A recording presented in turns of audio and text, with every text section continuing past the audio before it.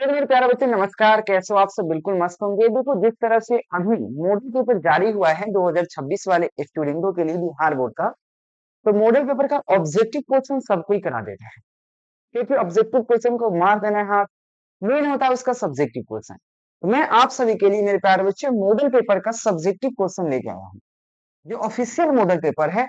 आपके पास official model paper नहीं है तो केकेजी क्लासेस की वेबसाइट से डाउनलोड कर लीजिएगा, ठीक है। या आप टेलीग्राम ज्वाइन कर लीजिएगा, वहां पर भी आपको मिल जाएगा, या डायरेक्ट गूगल पर केकेजी क्लासेस सर्च करके मॉडल से डाउनलोड कर सकते हैं। मैं अभी उसका सब्जेक्टिव क्वेश्चन कराने वाला हूँ, ठीक है। जो यह जीव विज्ञान यानी कि बायोलॉजी का मॉडल पेपर का सब्जेक्टिव क्वेश्चन होगा, वो ऑफिशियल मॉडल पेपर का सब्जेक्टिव क्वेश्चन है, ये भी याद रहे, ठीक है बुआ। चलिए लेक्चर को शुरू करते हैं बिना बकवास किए हुए, ठीक है। हम सबसे पहले मॉडल पेपर के क्वेश्चन को टाइप किए, टाइप करने के पश्चात में उसका आंसर बनाया, फिर मैं आपका क्लास ले रहा हूँ, ठीक है भाई। तो आप सभी जितने स्टूडेंट हो, मैं सभी से मैं रिक्वेस्ट करूंगा चैनल सब्सक्राइब कर लेना होगा, बेल आइकन दबा लेना। मैं थोड़े से सिस्टम को चार्ज में लगा देता हूँ ताकि बीच में हमको डिस्टर्ब ना हो क्लास कराने में, ठीक है बुआ। चलिए।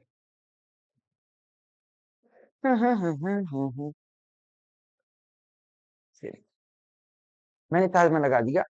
तो सबसे पहला क्वेश्चन आपके मॉडल पेपर के बायोलॉजी में जो आया है, क्वेश्चन है इस तरह से, क्वेश्चन है कि बहुभ्रूणता क्या होता है, दो उदाहरण दे। देखो वो बहुभ्रूणता क्या है, दो उदाहरण के साथ समझाइए। क्वेश्चन बहुत आसान है, बहुत बढ़िया है, लेकिन अधिकतर बच्चे को पता नहीं है। तो बहुभ्रूणता क्या होता है, क्योंकि बहुभ्रूणता वह स्थिति है जिसमें एक बीज से एक अधिक भ्रूण विकसित होते हैं। यानी कि बहुभ्रूण, भ्रूण मतलब होता है बीज, ठीक है ना। भ्रूण मतलब जैसे बच्चा को भ्रूण कहा जाता है, पेड़ पौधे में भ्रूण का मतलब होता है बीज, बिया, बिया जानते हैं, क्योंकि पेड़ पौधे के लिए उसका बच्चा तो बिया ही है कि नहीं। तो भ्रूण मतलब होता है बच्चा।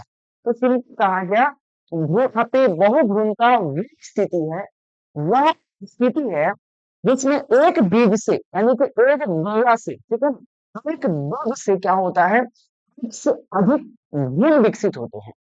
यानी कि एक बीज से बहुत सारे बीज मतलब क्या होते हैं, विकसित होते हैं, विकास करते हैं।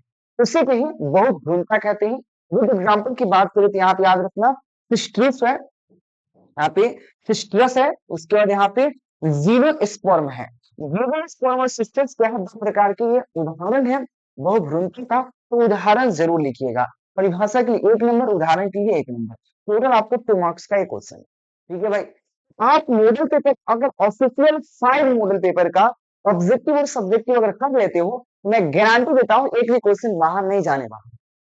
तो ऑफिशियल 5 मॉडल पेपर, जो कि आपको ऐसे तो हर साल एक ही जारी होता है, प्रीवियस 5 मॉडल पेपर, जिससे कि 2021 का, 2022 का, 2023 का, 2024, 2025 और 2026, लेकिन 6 मॉडल सेट अगर कर लेते हो, 6 अगर मॉडल सेट करते हो, हर मॉडल सेट में 20 क्वेश्चन यानी कि 120 लघु उत्तरीय प्रश्न हो जाते हैं, तो आप आराम से 10 लघु उत्तरीय प्रश्न क्लियर कर पाएंगे, ठीक है। अगले क्वेश्चन में 2 नंबर क्वेश्चन बढ़ने से पहले मैं आप सबको बता दूं, जिस तरह से यह बच्चा 2025 में मात्र लास्ट के 1 महीना पढ़ करके, यह बच्चा 442 नंबर, 426 नंबर, 427 नंबर, 420 नंबर, इस तरह से लगभग आपको 10,000 प्लस स्टूडेंटों ने मेरे यहाँ से 10,000 प्लस स्टूडेंट 400 प्लस किया है। मैं सबका यहाँ पे नहीं लगा सकता, मैं कुछ बच्चे का लगा दिया हूँ, ठीक है, दिखाने के लिए कि भाई देख लीजिए। तो ये सबका यहाँ पे रोल नंबर और रोल कोड के साथ लगाया गया कि आप रोल नंबर रोल कोड भी देख लीजिए, कि यहाँ पे झूठ बोलने की बात नहीं, रोल नंबर रोल कोड के साथ आप चेक भी कर सकते हैं, ठीक है। और ये लास्ट 1 मंथ में पढ़कर लाया है, तो आप भी अपने लक्ष्य को प्राप्त कर सकते हैं। इसके लिए आपको VVI most important objective plus subjective notes दी जा रही है, वो ले सकते हैं, जिसमें से आपको 100 लघुत्तम प्रश्न, 400 ऑब्जेक्टिव क्वेश्चन और 20 लघुत्तम प्रश्न दी जा रही है। अगर इतना करते हो तो 85% आराम से कर लेते हो, और विषय का आपको नोट्स मिल जाएगा। यह नोट्स आप 2 जगह से प्राप्त कर सकते हो, या तो केकेजी क्लासेस ऐप से ले सकते हो, या केकेजी क्लासेस को डायरेक्ट व्हाट्सएप से, आई मीन व्हाट्सएप कांटेक्ट करने के लिए मेरा एक नंबर दिख रहा होगा, जो मैं यहाँ पे एक नंबर लिख देता हूँ, 9117823062। इस पर आप कांटेक्ट करके आप इस नोट्स को व्हाट्सएप के माध्यम से प्राप्त कर सकते हैं।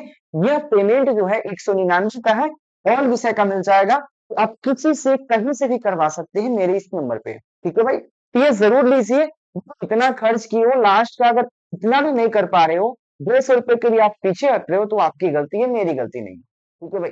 और ये मैं आपको पूरा एकदम लाइव प्रूफ दिखा रहा हूँ और ऐसे-ऐसे बच्चे का मेरे पास 10,000 मार्कशीट पड़ा हुआ है। हर साल की तरह इस साल भी मोस्ट इम्पोर्टेंट क्वेश्चन सेलेक्ट किया गया है। लास्ट का 1 महीना पढ़ने के लिए रामबाण एकदम ऐसा क्वेश्चन मक्खन की तरह को याद भी हो जाएगा आसानी से। अभी तक कुछ नहीं पढ़े हैं उन सभी के लिए ये ज़रूर ले लीजिएगा। ऐप डाउनलोड कर लीजिए या डायरेक्ट नंबर पर कॉन्टैक्ट करके आप प्राप्त कीजिए। धन्यवाद, आगे बढ़ते हैं। अगला क्वेश्चन हमारे पास मॉडल पेपर का दूसरा नंबर क्वेश्चन इस बार आया है। यहाँ पे क्वेश्चन है भ्रूण कोश के एक विजाणु विकसित को परिभाषित करिए। देखो भ्रूण कोश का जब एक विजाणु विकसित होता है उसकी परिभाषा कैसे आप देंगे आप? जैसे भ्रूण कोश का अगर एक बीजाणु विकसित होता है तो उसकी परिभाषा आप कैसे देंगे इसकी बात है। देखिए, अधिकांश पुष्टि पादपों में बुरे बीजाणुओं में से कार्यशील होता है। तो अधिकांश बीजाणु है उसमें एक जो होता है कार्यशील होता है। अधिकतम बुरे बीजाणु में देखना आप, ठीक है? तो अधिकांश पुष्टि पादपों में, देखो ये पुष्टि पादपों की बात है। अधिकांश पुष्टि पादपों में क्या है? पुष्टि पादपों में आप एक गुरु, यहाँ पे क्या है? गुरु, यहाँ पे भुजाणु यानी कि गुरु वेगाणु, ठीक है ना? तो गुरु भुजाणु में यानी कि बीजाणुओं में से एक क्या होता है? कार्यशील होता है, यानी कि एक कार्यरत होता है, ठीक है? जब जबकि अन्य जो 3 होते हैं उसमें 4 होते हैं जिसके अलावा जो कार्यशील है इसके अलावा 3 और होते हैं, ठीक है? और अन्य 3 क्या होते हैं? तो विकसित हो जाते हैं। विकसित मतलब कोई ज़्यादा विकास नहीं करता, वो विकसित होता है। आपसे क्वेश्चन में कहा गया कि भाई एक बीजाणु विकास को बताइए, एक बीजाणु विकास की बताइए। तो इसमें एक कार्यशील है यानी कि कार्य जो करेगा वही विकास करेगा। 3 तो अविकसित है, 1 तो विकसित है। जो विकसित है उसके बारे में तो क्या है? ये कहता है कि अधिकांश पुष्प पादपों में गुप्त बीजाणुओं में से एक क्या होता है? कार्यशील होता है और अन्य 3 क्या होता है? वो विकसित होते हैं। केवल कार्यशील गुरु बीजाणु स्त्री भ्रूण कोश के रूप में विकसित होते हैं। और जब इसके लिए कहा गया जो कार्यशील बीजाणु है वही क्या होता है? वहाँ पे स्त्री भ्रूण कोश यानी कि मादा भ्रूण कोश के रूप में विकसित होता है, ठीक है भाई? और एक अकेला गुरु बीजाणु से क्या होता है? अंडकोश के बनने की विधि को, वह अकेला जो गुरु बीजाणु है उसके अंडकोश के बनने के यानी कि जो अंडकोश होता है अंडकोश के बनने की विधि को क्या कहते हैं? गुरु बीजाणु विकास कहा जाता है। और यही बेसिकली एक भ्रूण यहाँ पे क्या है? एक क्रोमोसोम या मतलब भ्रूण कोश के एक बीजाणु को विकसित की परिभाषा कह सकते हैं क्योंकि इसमें एक ही भ्रूण विकास कर रहा है, ठीक है? ऐसे इसकी परिभाषा आप दूसरे तरीका से भी आप लिख सकते हैं, नो डाउट, क्योंकि इसमें एक विकास की बताना है, एक गुरु बीजाणु को, एक भ्रूण जो बीजाणु है उसके विकास को बारे में बताना है, ठीक है? अगला क्वेश्चन देखिए, 3 नंबर क्वेश्चन कहता है यहाँ पे, क्वेश्चन है लीडिंग लीडिंग कोशिकाएं कहाँ पाई जाती है? ठीक है, लीडिंग कोशिकाएं को हम यहाँ पे स्त्रियल कोशिकाएं भी कहा जाता है। तो लीडिंग कोशिकाएं कहाँ पाई जाती है और उसकी भूमिका क्या है? मतलब वो सबसे इसमें दो क्वेश्चन है कि लीडिंग कोशिकाएं कहाँ पाई जाती हैं और इसकी भूमिका क्या है? ठीक है भाई, चलिए जानते हैं, प्रयास करते हैं। देखिए, लीडिंग कोशिकाएं आवश्यक और निर्णायक कोशिकाएं हैं। जो लीडिंग कोशिकाएं होती है आवश्यक और निर्णायक कोशिकाएं, जैसे कि आपने मैच क्रिकेट को देखा होगा तो आपने देखा होगा यह ओवर निर्णायक है कि कौन मैच जीतेगा कौन हारेगा। चाहे यह बॉल जो है लास्ट बॉल में, जैसे 2 बॉल में 5 रन मारना है, 2 बॉल में आपको 7 रन मारना है, 2 बॉल में 7 रन मारना है, तो 2 बॉल में 7 रन। लास्ट बॉल से पहले जो एक बॉल मारा, बॉल में ना 2 बॉल, तो ये बॉल पहले 2 बॉल पे कहा जाएगा, तो इस पर डिपेंड करता है कि मैच कौन जीतेगा। अगर इस पर अगर चौका मार दिया तो अमेरिका का चांस बन जाएगा, अगर इस पर नहीं मारा तो 0 रन हुआ, तो एक बॉल में 7 रन तो मार ही नहीं सकता है। यह निर्णायक कहते हैं उसको, ठीक है? आप समझ रहे होंगे बात को। तो लीडिंग कोशिका आवश्यक और निर्णायक कोशिका है, ये पुरुष जनन ग्रंथि के वत्सल में स्थित होता है। देखना, जो शुक्राणु कहाँ बनता है? पुरुष के शुक्राणु बनता है कहाँ? वृषण में बनता है। और वही वृषण में क्या होता है? पुरुष जनन ग्रंथि में वृषण में स्थित होता है कौन भाई? लीडिंग कोशिकाएं। कांट में कहा गया इस इन्हें वृषण अंतराली कोशिकाएं भी कहा जाता है, क्योंकि वृषण में स्थित होता है इसलिए वृषण अंतराली कोशिकाएं भी कह सकते हैं क्योंकि वृषण के अंदर पाया जाता है, ठीक है। और ये शुक्राणु जनन नलिकाओं के बीच पाई जाती है, क्योंकि आप पूछा कहाँ पाई जाती है, याद रखना शुक्राणु नलिकाओं के बीच पाई जाती है या बीच यहाँ पे पाई जा सकती है, जिसे हम स्टोली कोशिकाएं और जनन कोशिकाएं में होती है। क्या कहा हुआ, जिसमें स्टोली और जनन कोशिकाएं होती है। भाई सिंपल है, अच्छा क्वेश्चन है, सिंपल है। वही सब का पीडीएफ आप डाउनलोड कर सकते हैं आंसर के साथ केकेजी क्लासेस के वेबसाइट से। गूगल पे जाइए, केकेजी क्लासेस सर्च कीजिए, सबसे पहले जो वेबसाइट आएगा ओपन कीजिए, ध्यान सुनो, मोबाइल लीजिए, केकेजी क्लासेस के पहले वेबसाइट जाइए, सर्च कीजिए गूगल पे, पहले वेबसाइट आएगा ओपन कीजिए, बहुत सारे वहां पर ऑप्शन आएगा जिसमें आपको एक मॉडल पेपर का ऑप्शन है। सब्जेक्ट क्या पढ़ रहे हैं भाई, बायोलॉजी, तो बायोलॉजी में जाइए और डाउनलोड कीजिए, सिंपल है, ठीक है। आइए अगले क्वेश्चन कहा गया, विप्ट क्या होता है। विप्ट वह प्रक्रिया है जिसमें इन विट्रो निषेचन द्वारा बनाए गए जाइगोट जाइगोट को महिला की क्या होता है, महिला की फ्लोपियन ट्यूब में स्थानांतरित किया जाता है। जो विप्ट की बात करते हैं तो विप्ट एक वह प्रक्रिया है, वह कह सकते हैं एक सिस्टम है या प्रक्रिया है, ठीक है। वह प्रक्रिया जिसमें इन विट्रो निषेचन के द्वारा बनाए गए बनाए गए जाइगोट को महिलाओं की फ्लोपियन ट्यूब में स्थानांतरित किया जाता है। जो बनाए गए यहाँ पे जाइगोट है, उससे महिलाओं के जो फ्लोपियन ट्यूब होता है उसमें स्थानांतरण किया जाता है, उसी को विप्ट कहा जाता है। ये तो क्वेश्चन थोड़ा सा अजीब है लेकिन बहुत प्यारा क्वेश्चन है भाई। आइए अगले क्वेश्चन कहा गया, वंशागति का क्रोमोसोम सिद्धांत क्या है भाई। वंशागति का क्रोमो सिद्धांत की बात करते हैं, ये क्वेश्चन बहुत प्यारा है। देखो, वंशागति के क्रोमो सिद्धांत के अनुसार आनुवंशिकी लक्षण क्रोमोसोम में स्थित जीन द्वारा नियंत्रित होता है। मैंने कहा आपसे कि वंशागति का क्रोमोसोम सिद्धांत क्या है, तो कहा जाता है कि वंशागति के क्रोमोसोम सिद्धांत के अनुसार, क्या कहा, वंशागति के क्रोमोसोम सिद्धांत के अनुसार आनुवंशिकी लक्षण क्रोमोसोम में स्थित जीवों द्वारा, क्या कहा, आनुवंशिकी लक्षण क्रोमोसोम में स्थित जीन के द्वारा नियंत्रित होते हैं।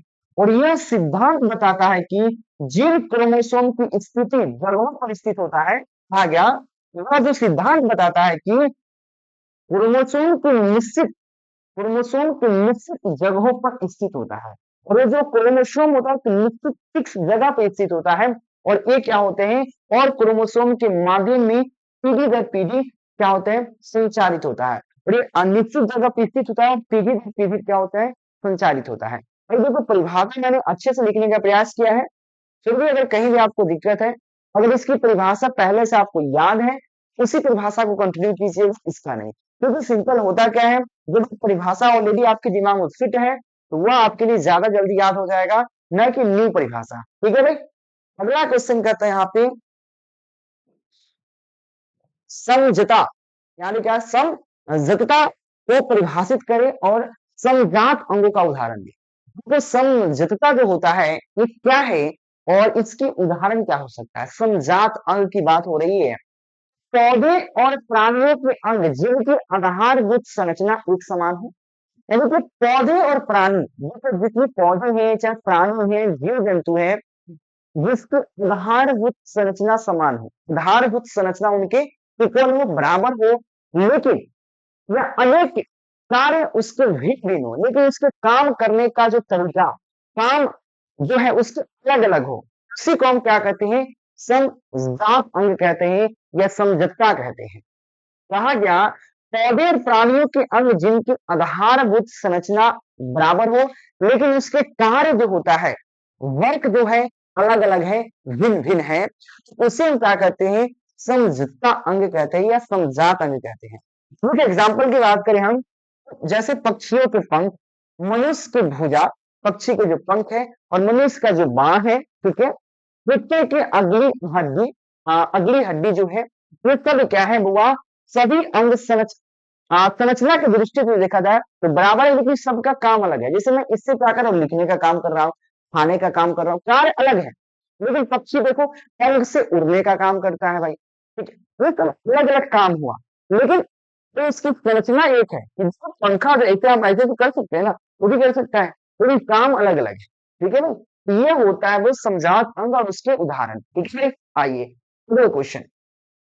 मैं chemistry, biology, maths, Hindi, English सबका मैं सब्जेक्टिव कराऊंगा, निश्चिंत रहना, मेरे साथ बने रहो भैया। मैं आपको गारंटी देता हूँ कि भाई अगर ऑफिशियल मॉडल पेपर 5 सेट कर लेते हो तो न पढ़ने वाला भी अच्छा कर सकता है। ठीक है, चलिए अगला क्वेश्चन है, क्वेश्चन कहता होगा यहाँ पे आरएनए में पाए जाने वाले, आरएनए में पाए जाने वाले यहाँ पे पेंटोस शर्करा एवं नाइट्रोजनिक शर्करा आपके क्षारों का नाम बताइए। तो क्वेश्चन बहुत प्यारा है, क्वेश्चन कहा गया कि आरएनए में पाए जाने वाले क्या कहा, पेंटोस शर्करा का नाम बताइए। तो आरएनए में पाए जाने वाला पेंटोस शर्करा जो बेसिकली होता है, ये क्या होता है, राइबोन्यूक्लियोटाइड में क्या होता है, राइबोन्यूक्लियोटाइड में राइबोज जो होता है क्या होता है, पेंटोस शर्करा होता है। इससे राइबोन्यूक्लियोटाइड होता है, ये क्या होता है, आरएनए में पाए जाते हैं। तो इसमें आपका राइबोज है, यह क्या है, राइबोज जो होता है पेंटोस शर्करा होता है। तो बात करते हैं नाइट्रोजनिक क्षारों में, तो नाइट्रोजनिक क्षारों में क्या होता है, फॉस्फेट समूह जो होता है वो होता है नाइट्रोजनिक क्षार का समूह होता है। इसमें दो क्वेश्चन कहा गया, आरएनए में पाया जाने वाले पेंटोस शर्करा एवं नाइट्रोजनिक क्षारों का नाम बताइए। तो देखिए आरएनए श्रृंखला में एक राइबो यहाँ पे राइबोन्यूक्लियोटाइड में पाया जाता है, उसमें क्या होता है, राइबोज जो होता है पेंटोस शर्करा है, जबकि चार नाइट्रोजनिक क्षार, चार नाइट्रोजनिक क्षार ए यू जी और सी में से एक जो है, एक में से एक और एक फास्फेट समूह जो है क्या होता है, फिर नाइट्रोजनिक क्षार होता है। ऐसे नाइट्रोजनिक क्षार जो होता है चार होते हैं, ए यू जी और सी होते हैं। ठीक है भाई, ये क्वेश्चन अलग पूछ रहा है भाई, ज्यादा इसमें खास नहीं है लेकिन थोड़ा सा अलग है। अगला क्वेश्चन है, अनुलेख इकाई के भाग कौन कौन है परिभाषित करें। अनुलेख इकाई के भाग बेसिकली तीन है, कौन कौन है भाई, याद रखना यहाँ पे प्राइमोट, याद रखना प्रमोट, प्रमोट है जो इसका क्या होता है, आरएनए, आरएनए पॉलीमरेज के जुड़ने का स्तर है। जो आरएनए पॉलीमरेज होता है जुड़ाव करता है, जुड़ता है, जुड़ने का जो स्तर होता है, माध्यम जो होता है उसे हम कहते हैं यहाँ पे प्राइमोट कहते हैं। क्या प्राइम, यहाँ पे प्रमोट कहते हैं। प्रमोट जो होता है आरएनए के जुड़ने का स्तर होता है, गलत मत समझिए ठीक है, बोल कहीं के ये फिर इसको जुड़ने का अच्छा होता है कौन, प्रमोट। ठीक है भाई, अगला हमारा हुआ है उस यहाँ पे स्ट्रक्चर जीन, स्ट्रक्चर जीन जो होता है वो आरएनए के लिए सूचना है, जो आरएनए की सूचना पहुंचाता है वो स्ट्रक्चर जीन होता है। तो जीन को आरएनए की सूचना को दूसरा क्वेश्चन है, कर सबको प्रभावित करे भाई, तो उसमें गांठ पीने तो थोड़ा थोड़ा प्रभाषा दे देंगे ताकि समझ में ज्यादा आए। आगे देखते हैं यहाँ पे टर्मिनेट, टर्मिनेट जो है ये अनुलेखन समाप्त करता है, अनुलेखन जो इसको समाप्त करने का कार्य करता है, इसका ये तीनों को परिभाषा हुआ, छोटी छोटी परिभाषा है लेकिन बहुत प्यारा है भाई, याद भी आसानी से हो जाएगा, ध्यान रहे। देखो भाई सच बता रहे हैं, अगर आप लोग भी 1 मंथ लास्ट एक महीना में 400 प्लस के सपना का लिए हो तो इस सपना को पूरा कर सकते हो। थोड़ा सा मेहनत करना है, बिल्कुल आप कर सकते हो। थोड़ा सा मेहनत यानी कि डेली 4 घंटा पढ़ना होगा। इसके लिए सबसे पहला क्वेश्चन का सिलेक्शन बहुत जरूरी है। क्योंकि वो पूरे बेस नहीं याद कर सकते हो, पूरे मॉडल पेपर भी नहीं याद कर सकते हो। अगर मॉडल पेपर याद भी कर सकते हो तो ऑब्जेक्टिव में 20% तो पहले आंसर गलत ही मिलेगा कहीं भी। ठीक है, साथ में सब्जेक्टिव का जो परिभाषा है, वो परिभाषा आपको जो परिभाषा जो होता है, भाषा जो होता है वो सटीक नहीं मिलेगा ताकि आप याद हो, क्योंकि एक क्वेश्चन याद करोगे दूसरा का ही भुला जाओगे। तो सबसे पहले कि यह आपका सही मिले और ये परिभाषा सटीक मिले, अपनी भाषा अपने लैंग्वेज में मिले, इसके लिए सबसे पहले मोस्ट इंपोर्टेंट ऑब्जेक्टिव और सब्जेक्टिव का एक प्यारा सा नोट्स बनाया गया, जिसका प्राइस मात्र 199, 200 रुपए है। 200 आप जाओगे मार्केट में जाओगे खत्म हो जाएंगे। सच बता रहे, दो दोस्त बैठ कर पार्टी करोगे समोसा कहीं में 200 रुपया खत्म हो जाते हैं, है कि नहीं। तो 200 रुपए का नोट्स मिल रहा है 199 रुपए में, यह नोट्स आप ले सकते हो। और इस बच्चे की तरह आप भी नंबर उठा सकते हो। ऐसे मार्क्सिट मेरे पास 10,000 पड़ा हुआ है।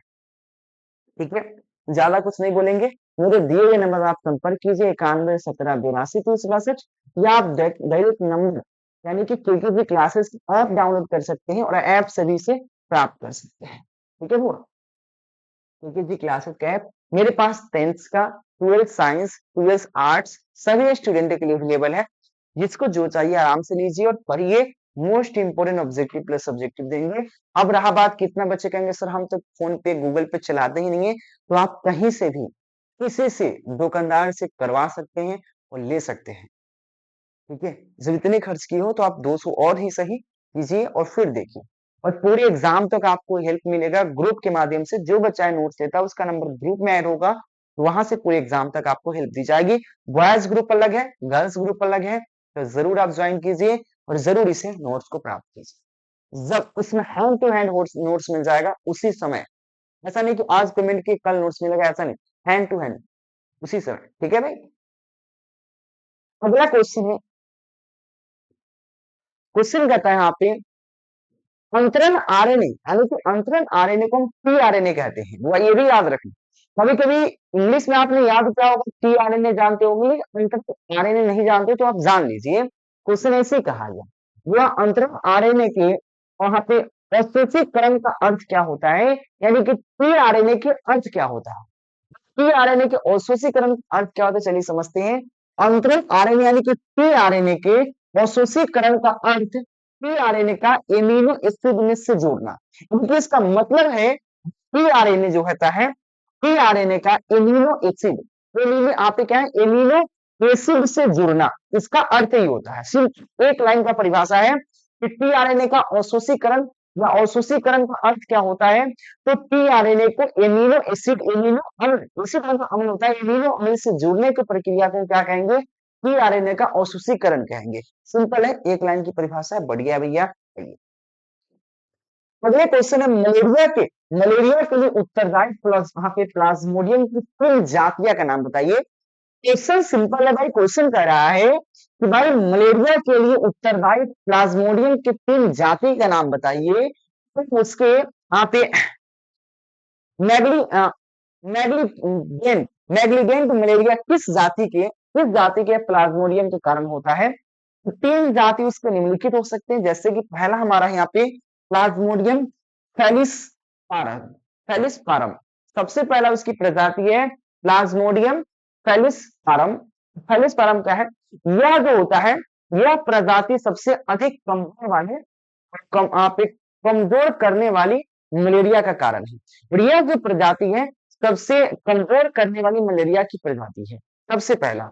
दूसरा हमारे ये प्लाज्मोडियम यहाँ पे विवक्स, आप क्या है प्लाज्मोडियम विवक्स, इसका काम क्या है, यह प्रजाति उत्तरदाता मलेरिया का कारण होता है, जो अधिक स्थायी और आमतौर पर क्या होते हैं, कमजोर करने वाली बनाती है, कमजोर करने वाली बनाती है। ठीक है भाई, यह आमतौर पे क्या होता है, मलेरिया का कारण है और अधिकांश स्थायी होता है। ठीक है ना, स्थायी होता है और आमतौर पे क्या करता है, ये कमजोर करने वाला ही बनाता है। तितरका मर के जो तीन की बात की गई है, तीन जाति का नाम लिखना है। तो प्लाज्मोडियम मलेरिया, ये भी क्या अस्थायी मलेरिया का कारण है, लेकिन यह गंभीर से क्या होता है, गंभीरता के दृष्टिकोण से कम हो सकती है। तो यह इसके तीन कारण और तीन जाति और उसकी कुछ भाषाएं हैं जो आपको बताया गया है, जो कि शायद ही हमको नहीं लगता कोई बच्चे पढ़ा होगा तो भाई इसका तो नमन है भाई, बिल्कुल अधिकतर बच्चा नहीं पढ़ता है इसको। चलिए अगले क्वेश्चन कहा गया, क्वेश्चन इंटरफेरेंस, इंटरफेरेंस क्या है, इसकी भूमिका क्या है। तो इंटरफेरेंस वायरस संक्रमित कोशिकाओं द्वारा बने रोग प्रतिरोधक प्रोटीन है। क्या काम हुआ कि इंटरफेरेंस क्या होता है, भाई इंटरफेरेंस जो है एक प्रकार का वायरस है, क्या है, एक वायरस है। तो इंटरफेरेंस वायरस संक्रमित कोशिकाओं द्वारा बने रोग प्रतिरोधक प्रोटीन है, यानी कि संक्रमित कोशिकाएं द्वारा बना क्या एक प्रकार का रोग प्रतिरोधक प्रोटीन है। फिर इसकी भूमिका की बात करें तो वायरस के संक्रमण को रोकना, प्रतिरोध बढ़ाना, मतलब वायरस को रोकने का काम हम इंटरफेरेंस करता है, उसको रोकता है, उसका प्रतिरोध, लेकिन उसका विरोध करे। ठीक है भाई, आइए आप चैनल सब्सक्राइब कर लेना, बेल आइकन जरूर दबा लीजिए। अगला क्वेश्चन है, प्राथमिक लसिका अंग को परिभाषित करें, उदाहरण दीजिए। उदाहरण के साथ परिभाषा क्या है, प्राथमिक लसिका क्या है, जहां लसिका कोशिकाएं बनती है उसे हम क्या कहते हैं, परिपक्व होती है। सिंपल कहा गया हुआ प्राथमिक लसिका अंग को परिभाषित करें। प्राथमिक लसिका का जो अंग होता है, ये लसिका कोशिकाएं बनती एवं परिपक्व होती है। ये हमारा प्राथमिक लसिका कोशिकाएं होती है और इसका बेसिकली नाम जो है बेसिकली यहाँ पे थाइमस और अस्थित अस्थि मज्जा है। थाइमस और अस्थि मज्जा इसका प्राथमिक अंग है। ठीक है बुआ, आइए अगले क्वेश्चन की बात करें। क्वेश्चन करता है यहाँ पे स्टेटिन का स्रोत क्या है, इसका उपयोग लिखिए। स्टेटिन कहाँ से बन सकता है, इसका स्रोत क्या है भाई, और इसका उपयोग क्या हो सकता है स्टेटिन का। चलिए बात करते हैं। तो स्टेटिन एक ऐसी दवाई है, स्टेटिन एक ऐसी दवाई है जो अपने अपने अपने यहाँ पे कोलेस्ट्रॉल को कम कर सकते हैं। याद रखना, स्टेटिन एक ऐसी मेडिसिन है, एक ऐसी दवा है जो किसको यहाँ पे कोलेस्ट्रॉल को कम कर सकता है। यह आपके शरीर को कोलेस्ट्रॉल बनाने के लिए जरूरत पदार्थ को रोक कर काम करती है। क्योंकि आपके शरीर में अगर कोलेस्ट्रॉल बढ़ता है तो उसको रोकथाम करने का कार्य करता है स्टेटिन। ये कहता है स्टेटिन एक ऐसी दवा है जो आपके कोलेस्ट्रॉल को कम कर सकती है और ये आपके शरीर के कोलेस्ट्रॉल जो है बनने के लिए जरूरी पदार्थों को रोक कर कम करता है या रोक का काम करता है, उसको रोकने का काम करता है। ठीक है भाई, पता है स्टेटिन लेने का सिर्फ कोलेस्ट्रॉल काम, हाँ कोलेस्ट्रॉल करता ही, मतलब कोलेस्ट्रॉल को कम तो करता ही है, साथ में क्या है भाई, फिर से समझिए भाई। ठीक है, परिभाषा कहा गया यहाँ पे स्टेटिन लेने का सिर्फ कोलेस्ट्रॉल कम करना ही नहीं, कम करना ही फायदा नहीं है, मतलब केवल कम करना ही फायदा नहीं है, इसके अलावा भी फायदा है। ठीक है ना। उस दवा को हृदय रोग, आप स्ट्रोक होता है ना, एक मतलब स्ट्रोक आता है, हार्ट अटैक हो गया, ठीक है, स्ट्रोक को कम करना, कम जोखिम से भी जोड़ता है।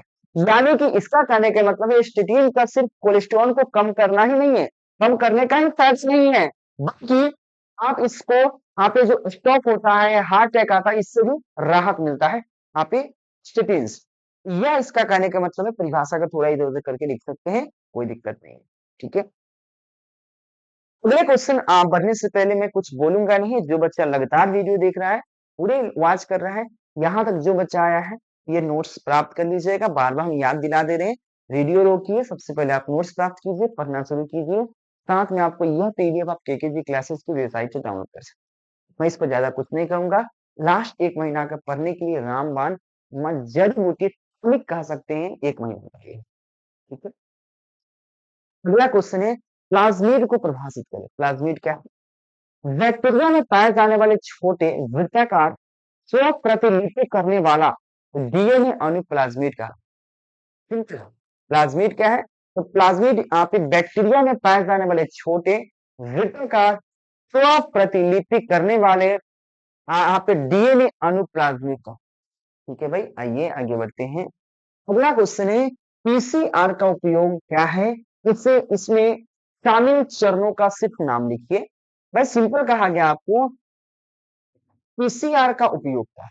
तो देखिए भाई, पीसीआर एक महत्वपूर्ण तकनीकी है जिसका उपयोग डीएनए के विशिष्ट खंडों को, जो डीएनए के विशिष्ट खंडों को मात्रा को बढ़ाने के लिए किया जाता है। तो विशिष्ट खंडों को मात्रा को बढ़ाने के लिए कह सकते हैं, और पीसीआर एक प्रकार की टेक्नोलॉजिया है, तकनीकी है। ठीक है, अगले क्वेश्चन है वीटी प्रोटीन क्या है। वीटी प्रोटीन क्या है भाई? तो देखो वीटी कपास की बात करें, बीटी कॉटन, मतलब कि बीटी कपास को एक सामान्य मृदा कोशिकाएं बेसिलस थ्यूरोजिएंसिस के एक या एक से अधिक जीरो के द्वारा अनुवांशिकी रूप में संशोधित किया गया है। कहा गया बुआ कि बउआ यहाँ पे क्वेश्चन है कि बीटी कपास को एक सामान्य मृदा जीवाणु, मृदा मतलब मिट्टी, मृदा जीवाणु बेसिलस थ्यूरोजिएंसिस के एक या एक से अधिक अधिक जीनों के सम्मिलन द्वारा, मतलब मिलाकर, ठीक है ना, सम्मिलन द्वारा अनुवांशिक रूप से संशोधित किया गया है। उसको संशोधित किया गया है। ये जीन कीटनाशक प्रोटीन के उत्पादन के लिए क्या है, तो यहाँ पे कोड करते हैं। क्या करते हैं बुआ? ये जो जीन होते हैं अनुवांशिकी संशोधन किया गया है, और ये जीन कीटनाशक प्रोटीन के उत्पादन के लिए क्या है, यहाँ पे कोड करते हैं। ठीक है भाई, आगे बढ़ते हैं।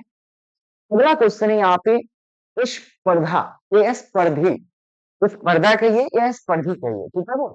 तो स्पर्धी अपमार्जक के नियम क्या है?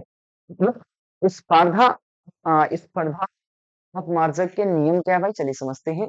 जब दो दो प्रजाति एक ही एक ही नीच यानी एक ही प्रकार के भोजन, अगर दो प्रजाति एक ही प्रकार के भोजन करते तो क्या होगा? अगर सिंपल समझ लीजिए, अगर एक कुआं में, एक तालाब में, मतलब दो प्रजाति की मछली डाल दिया और दोनों प्रजाति का भोजन सिर्फ एक है, तो वो भोजन जल्दी खत्म हो जाए क्योंकि दोनों खा रहे हैं।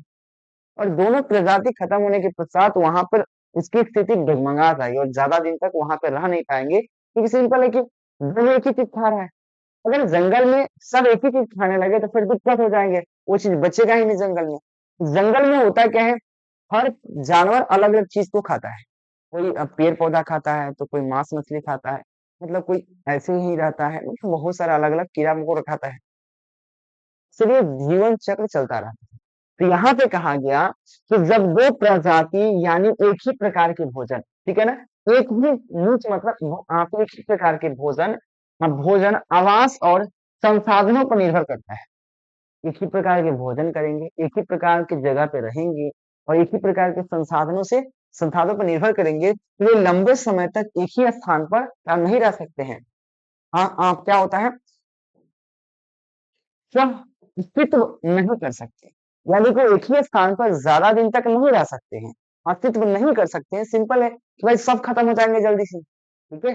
चलिए, इसी को हम कहते हैं स्पर्धा अपमार्जक कहते हैं।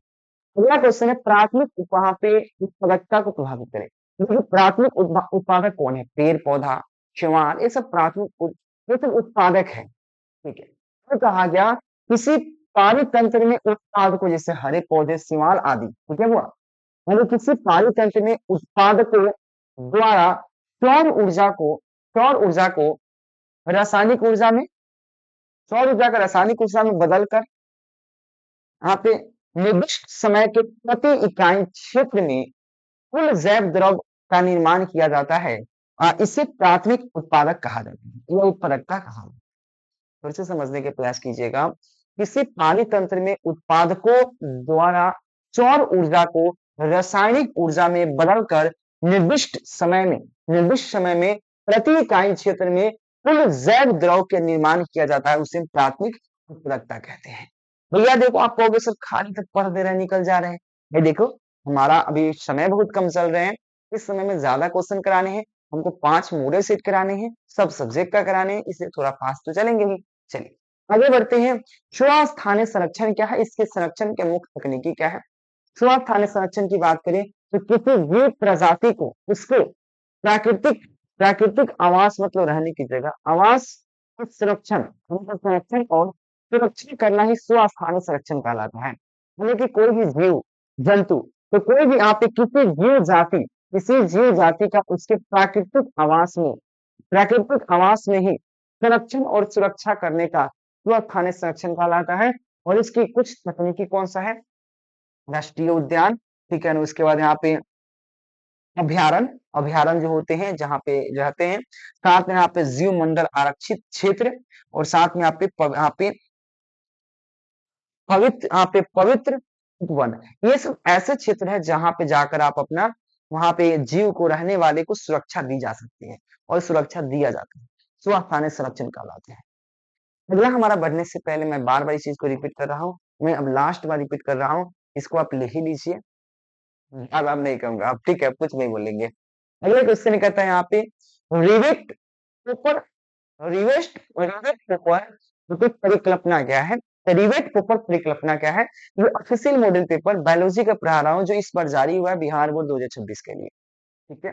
याद रखना हुआ, किसी प्रजाति के नष्ट होने से पारिस्थितिकी तंत्र का पतन हो सकता है। तो किसी प्रजाति के नष्ट होने से पारिस्थितिकी तंत्र नष्ट खत्म हो सकता है या पतन हो सकता है, बिल्कुल सही बात है, उसकी पतन हो सकता है। जबकि प्रॉपर प्रॉपर परिकल्पना यह बताती है कि आप एक कुछ प्रजातियां अन्य की तुलना में अधिक महत्वपूर्ण होती है, मतलब कुछ प्रजातियां अन्य की तुलना में काफी महत्वपूर्ण होता है और उसके नष्ट होने का अधिक महत्वपूर्ण प्रभाव हो सकता है। तो बिल्कुल अगर वो नष्ट हो सकता है, नष्ट हो जाएगा तो बहुत ज़्यादा प्रभाव पड़ेगा, यह चीज़ ध्यान रखिए। तो मेरे प्यारे बच्चों 20 क्वेश्चन था लघुत्तरीय प्रश्न मॉडल पेपर का, तो मैं 20 क्वेश्चन कराने का प्रयास किया और अच्छे तरीके से कराने का प्रयास किया। फिर भी किसी प्रकार की अगर त्रुटि या किसी प्रकार की आपको दिक्कत हुई हो तो बता सकते हो। यह पीडीएफ इजी तरीका से आप डाउनलोड कैसे कर सकते हो? केकेजी क्लासेस का ऐप डाउनलोड कीजिए। ऐप डाउनलोड सॉरी यह पीडीएफ आप केकेजी क्लासेस की वेबसाइट से डाउनलोड कर सकते हैं। उसके लिए आप क्या कीजिए बुआ, गूगल पर केकेजी क्लासेस सर्च कीजिएगा। सबसे पहला केकेजी क्लासेस का वेबसाइट है। वहां से जाकर ओपन कीजिएगा, मॉडल पेपर का ऑप्शन आएगा, वहां से जाकर बायोलॉजी में जाकर ये डाउनलोड कर सकते हैं। बायोलॉजी का उसी तरह सभी सब्जेक्ट का अवेलेबल है, आप डाउनलोड कर सकते हैं। और ये पीडीएफ नोट्स आप ले ही लीजिएगा, मना मत कीजिएगा, दिए गए नीचे नंबर पर कांटेक्ट करके ले लीजिए और लास्ट का 1 महीना इसको पढ़िए। फिर देखिए गर्दा उड़ जाएगा मेरे प्यारे बच्चों। Take care, bye bye, thank you. मिलते हैं नेक्स्ट लेक्चर के नेक्स्ट वीडियो के साथ, तब तक के लिए जय हिंद, टेक केयर, बाय बाय।